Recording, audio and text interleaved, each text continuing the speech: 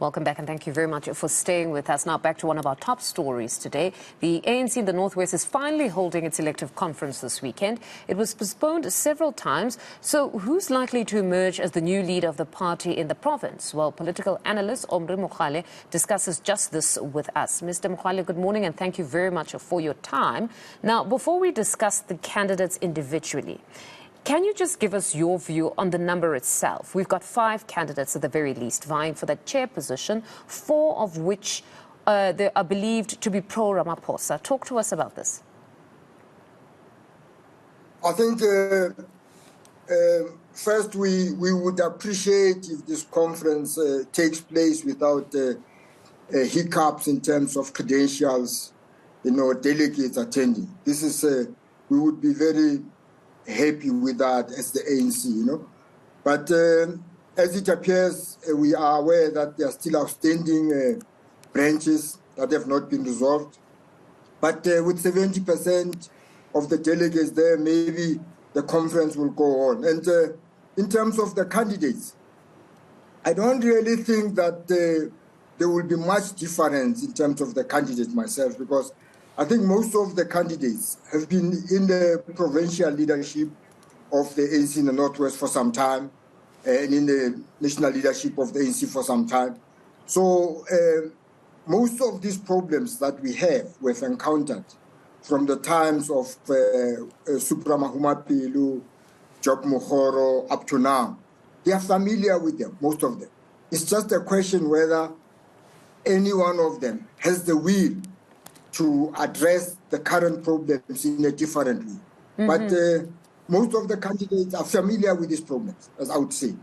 But if we had to delve deeper into the candidates individually, perhaps starting with Hlomani Chauke, he's been heading the IPC, but some have raised the fact that the ANC has failed to unite or even gain some sort of stability, even with him at the helm. What do you make of that? Have you seen some sort of stability beyond Supra? Because many say there has been none.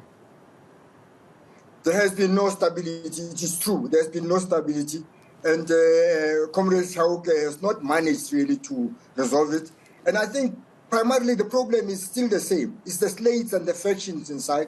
So everybody wants to be in the office, for most cases for the sole reason to access resources, not really for the saving of the people.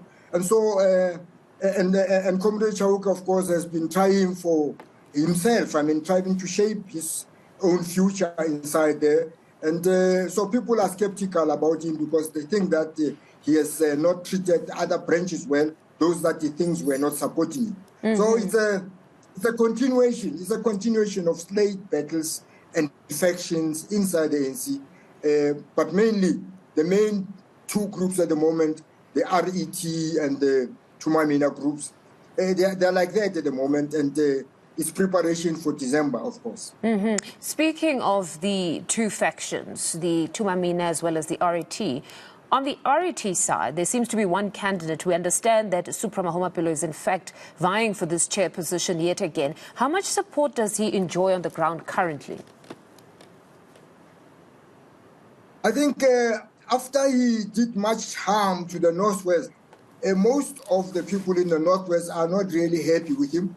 But, inside the ANC, it's not about what the people think in the province. It will be more about whether has he managed to raise enough funding, money, to make sure that he can, bribe as many delegates as possible as compared to other candidates. Because in the ANC, it's more about money and money and money. So if you raise good funding, then you are in a position to bribe the delegates to vote for you. You normally win because it's no longer about ethics, of the past. That province is a province of giants in our history. Moses Kotane comes from there. J.B. Mars comes from there. Those are giants in our struggle. And but nothing of their ethics can be seen today. So basically, it's the one who's got more money who will manage. Whether Supra or the other candidates, I don't know. But we hope that in future the impact of money will be minimized. But for now, that is the case.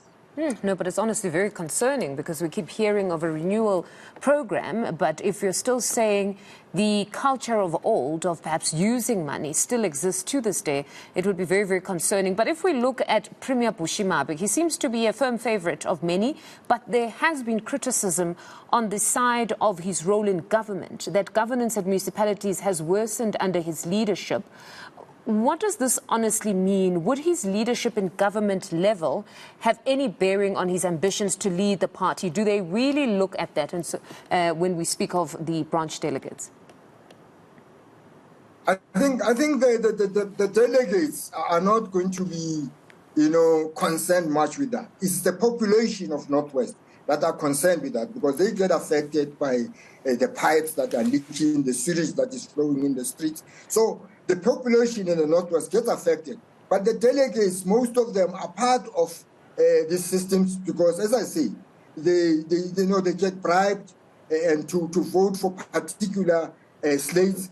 And they don't really, some of them, they don't really care much about service to the people. Because where they live, if they cared about service to the people, where they live, they would make sure there is service to the population where they live.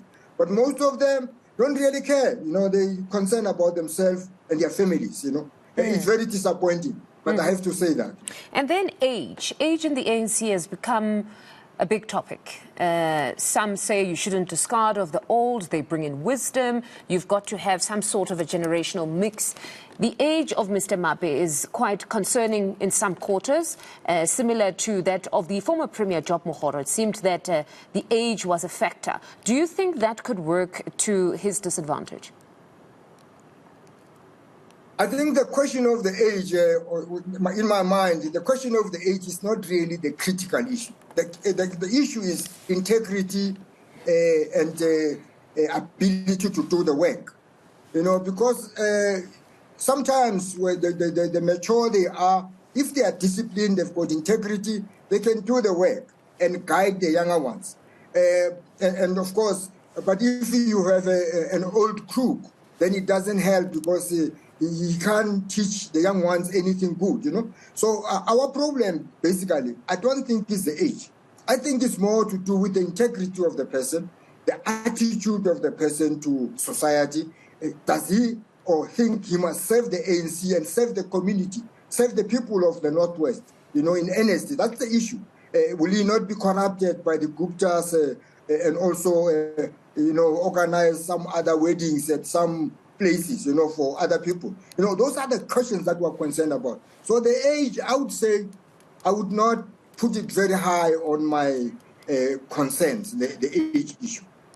So what of those that say age sometimes comes with innovation, which is needed now if you're going to lead in the 21st century? You believe that even the older ones can be as innovative as the young?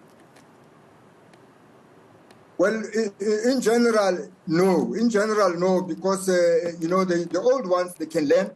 And some, of course, might not manage to learn the new technology, fourth generation technology, fifth generation technology. Others might not be in a position to learn that. But if their fundamentals of discipline, integrity, and make sure that they appoint the right people who've got the skills to do the job. And the key issue is to do the job. Will the jobs be created for ordinary people in Northwest? Will the infrastructure be repaired under this leadership? This is the main issue that most people in the Northwest are concerned about. Will they have food on the table, tomorrow? And so I would say that depending on who you appoint, you can be an old person. I've seen older people who appointed good people to do the work. And I've also seen old people who are crooks, who are old but are crooks, and they appoint crooks through. So it really depends on the integrity of the person. Mr. Makgoale, thank you very much for your insights. That was political analyst Omry Makgoale.